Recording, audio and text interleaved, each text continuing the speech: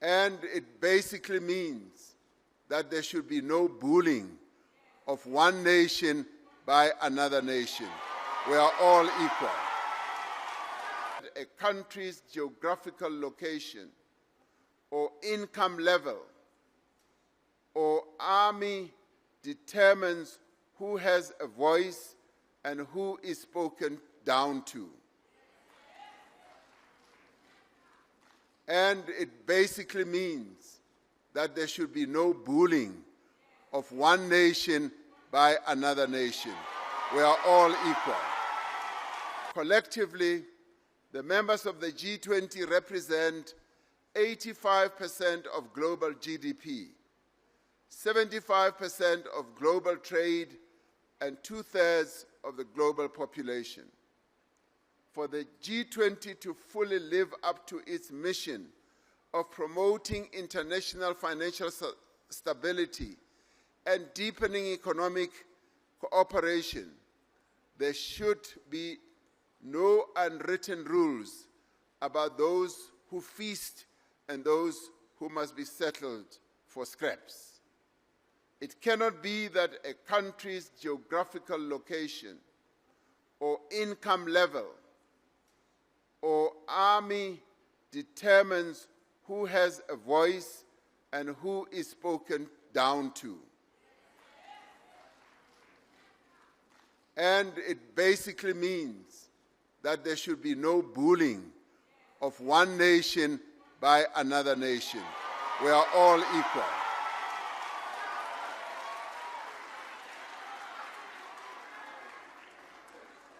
In choosing the theme, when we chose the theme that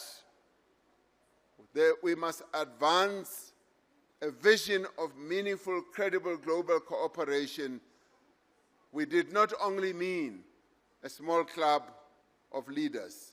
We meant the people of the world must be able to be part of that vision. It is our expectation that this social summit will be remembered for being far more than a marketplace of ideas. Just as the Bandung Conference in Indonesia in 1955 elevated the voice of the Global South, and just as the Conference of the People in 1955 here in South Africa harnessed global solidarity against apartheid, one previous speaker from, Oxfam, said that this struggle against apartheid was the biggest struggle that he had ever seen. Now, this summit must be remembered for having given practical meaning to what global solidarity is all about. And thank you to you all who have been part of making this summit a success. For the last 2 centuries, the extraordinary growth of global economy has been achieved at the expense of the very resources on which our species relies for survival. We now know that unless we change course, urgently for that matter, as well as resolutely, the conditions of life on this planet will become intolerable. The move to a low-carbon economy cannot be delayed. Indeed, it must be accelerated. As we undertake this transition, we must be sure not to further deepen inequality between and within countries. We cannot disadvantage those countries that bear the least responsibility for climate change, yet are today most vulnerable to its effects. We therefore need a massive increase in financial support for just and inclusive transitions in developing economies. We must share knowledge and expertise as well as technology to address the challenges that those countries will face. At the same time, we must be wary of unilateral trade measures that seek to promote cleaner energy, but that further restrict fair market access for economies that are still developing and growing. We need to pursue fair, transparent, multilateral trade agreements that do not punish countries for a climate crisis that they did not create. We have seen the huge disruptions to productions and trade that can be caused by global pandemics, by wars, by conflicts, by geopolitical turbulence, and also by unilateral decisions that are taken that impact on trade. At such times, we appreciate the value of multilateral institutions and a rules-based world order. We were fed the message that you need to have rule of law. You need to embrace values. You need to have good governance. But in recent times, we've seen how those who were trying to teach us those laws and those values are the very ones who are violating all those values, who are destroying those very values. And we ask ourselves, what are we expected to do now? Because, yes, we are developing our economies. We are sovereign countries, and we need to be treated as equals.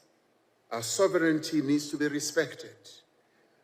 We need to sit around the table as equals and having the same share of knowledge, the same share of capability, without any bullying the other, without any.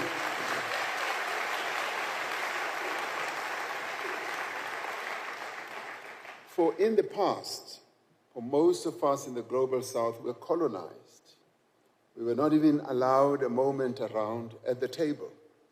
We were not even allowed to be in the room. And we've now been arguing that we would like to be in the room. We must direct greater effort towards multilateralism and strengthen the multilateral system, but also in doing so to reduce the inequality that manifests itself in many ways. A more equal world in which political and economic power is more fairly distributed, in which all people have an equal voice and an equal stake. Such a world is more stable and more resilient. And that is the world that many of us want to live in. We are very pleased with the participation that we have seen. It's been rich, it's been deep, it's been meaningful, and I'd like to thank you all as the B20 for having honored South Africa. Your participation, I believe 45% of the people participating here are from other lands or other countries. With the social summit, there were 20% participants from other countries. So you are much better than what the social summit produced. But thank you so much. For me, this is a real honor.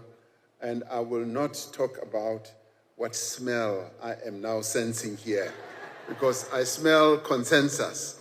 I smell real agreement on the issues that you set out to do. Thank you very much.